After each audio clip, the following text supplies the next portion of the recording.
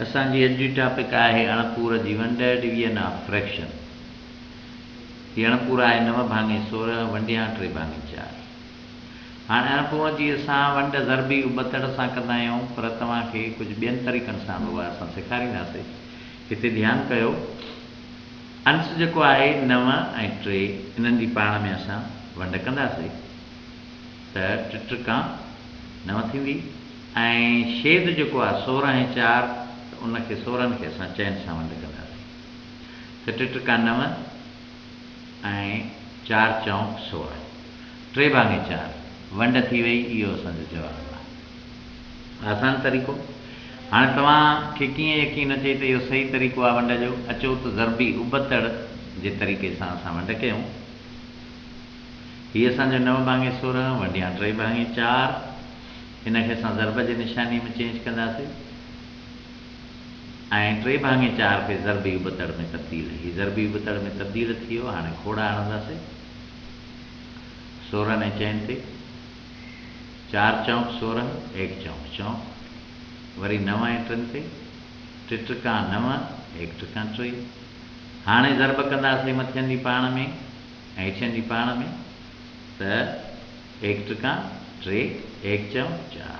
अवां ॾिठो साॻियो ई जवाबु आहे। 3 भाङे 4 जेको असां हुन तरीक़े सां कढियो, अंशनि खे अननि सां वंडियोसीं, छेदनि खे छेदनि सां वंडियोसीं, त ज़रबी उबतड़ ज़रिए बि साॻियो वंड असां हिन तरीक़े सां करे सघूं था। ॿियो मिसाल ॾिसो, हीअ 2 भाङे 3 वंडिया 5 भाङे 8। हिनखे असां पहिरियों अंशनि खे अंशनि सां वंडींदासीं, छेदनि खे छेद सां वंडींदासीं, पर हाणे हिते अंश ऐं छेद वंडींदड़ न आहिनि, जंहिंजे करे असां छा कंदासीं, LCD ॻोल्हींदासीं। 8 ऐं 3 जी पाण में ज़रब करे असां LCD ॻोल्हींदासीं।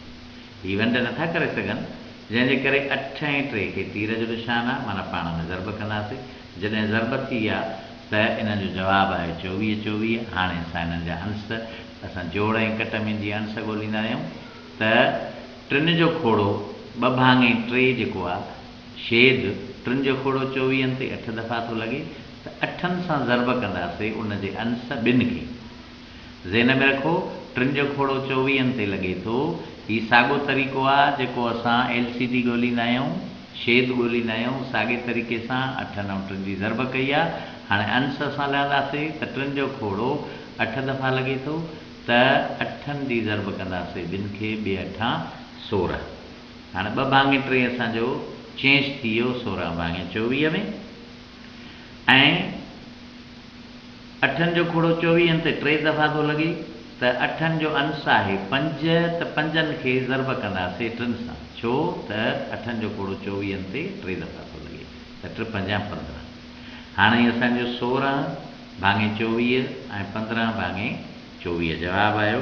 हाणे हेठियनि छेदनि खे तव्हां नज़रअंदाज़ करे छॾियो या 24 खे 24 सां वंड ॾियो। हाणे असां अंशनि जी अंशनि सां वंड कंदासीं, छेदनि जी छेदनि सां वंड कंदासीं। 24 खे 24 वंड कयो त जवाबु आयो 1।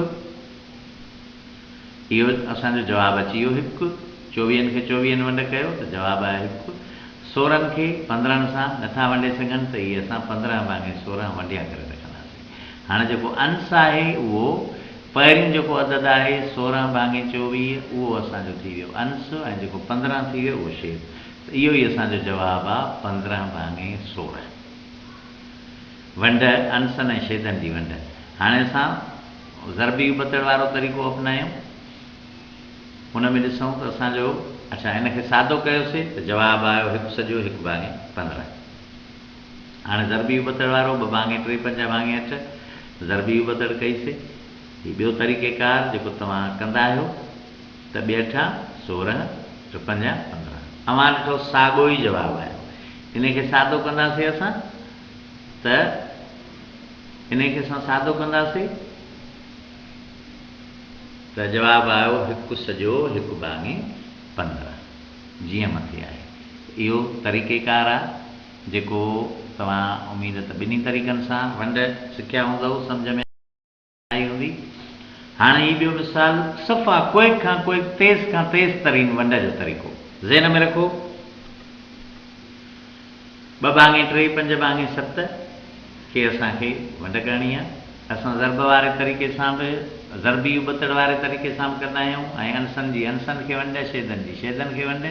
पर हीउ तरीक़ो थोरो डिफरेंट आहे। मुखालिफ़ छेद जी मुखालिफ़ अंस खे ज़रब 7 ज़रब कंदा 2 भाङे 3 जे अंस खे 7 ॾूं 14। वरी 2 भाङे 3 जो 3 मुखालिफ़ अंस खे ज़रब कंदो त 3 पंज 15। जवाबु आयो असांजो 14 भाङे 15। त इहो असांजो वंड जो जवाबु आहे 14 भाङे 15।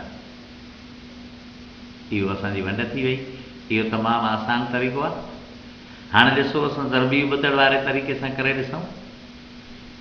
हीउ ज़रबी उबतड़ वारो तरीक़ो 2 भाङे 3 5 भाङे 7। ज़रबी उबतड़ कईसीं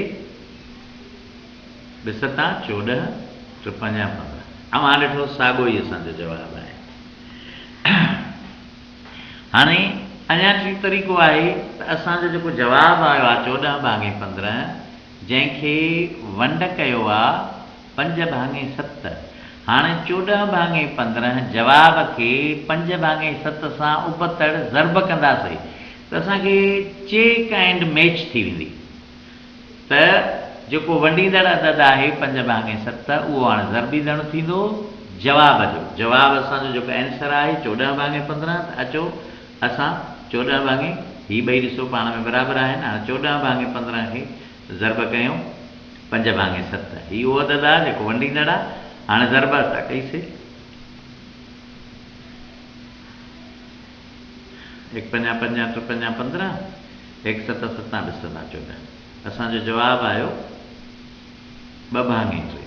हाणे तव्हां शुरूआत में हिसाब ते नज़र कंदव त 2 भाङे 3 वंडजंदड़ आहे जंहिंखे 5 भाङे 7 माना 2 भाङे 3 के रिवर्स में असां वियासीं त असांखे छा साॻियो जवाबु मिलियो।